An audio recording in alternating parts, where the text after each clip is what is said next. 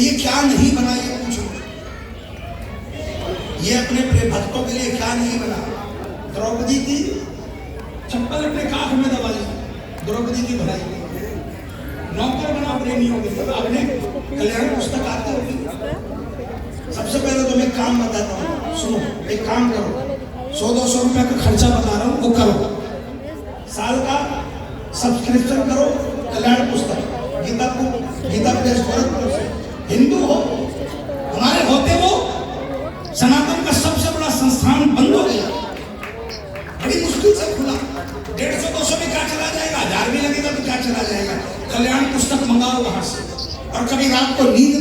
गोलियां लेने के बाद भी नींद नहीं आए तो उसको खोल कर पढ़ा करो। उस पुस्तक के अंदर में आपको अच्छी अच्छी और बिल्कुल सच कहानियां देखने को मिलेगी, पढ़ने को मिलेगी। आपका जीवन बदलेगा, आपकी सोच बदलेगी। उस पुस्तक में कहानी आई थी कि एक बूढ़ा बूढ़ी थे जो भगवान को समर्पित थे, और भगवान को समर्पित थे। वो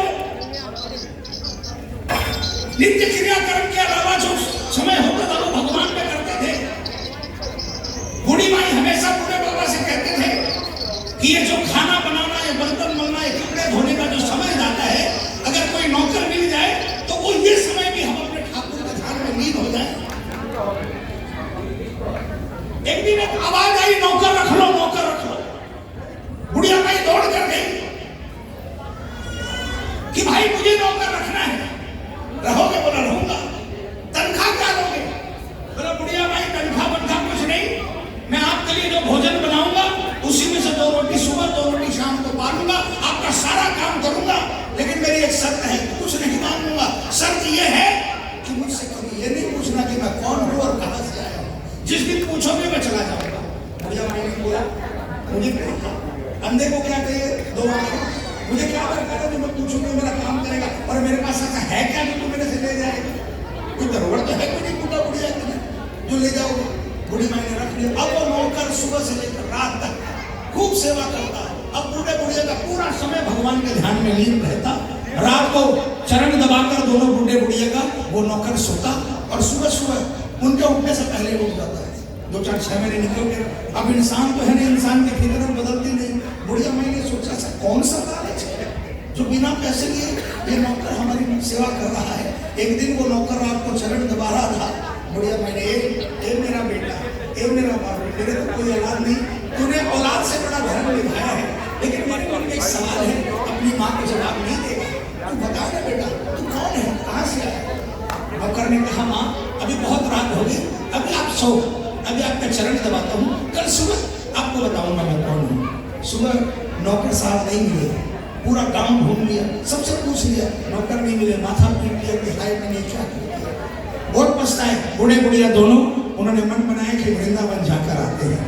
वृंदावन में भीड़ थी, किसी को मोर मुकुट में हीरा जड़ा नजर आ रहा था, किसी को टेढ़ी टांग में आनंद मिल रहा था। और जब बूढ़े बुढ़ियों ने मंदिर में प्रवेश किया तो सारी दुनिया को कन्हैया अलग नजर आया, लेकिन जब बूढ़े बुढ़िया ने देखा तो वही लाल गमछा माथे पर बंधा हुआ, और वही लाल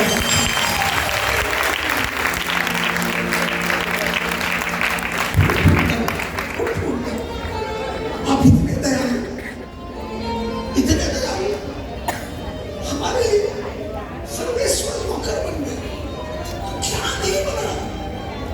ये हमारे लिए सब कुछ बन जाता है, लेकिन इतने सेठ बैठे हैं, मैं गारंटी के साथ कहता हूँ एक भी सेठ ऐसा नहीं होगा जो अपने नौकर को अपनी चेयर से उतरकर अपने नौकर को अपनी चेयर पर बैठा दे। एक भी सेठ ऐसा नहीं आता होगा, लेकिन ये वो सेठ है जिसने अपनी सीट छोड़ी, अपनी सीट छोड़ी अपने मित्र के लिए, उसको अपने सीट पर बैठाया, उसके चरणों में बैठे और अपनी आंसुओं से अपने मित्र सुदामा के चरणों में बैठाया।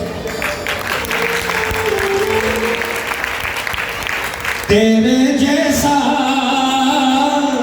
यार मिला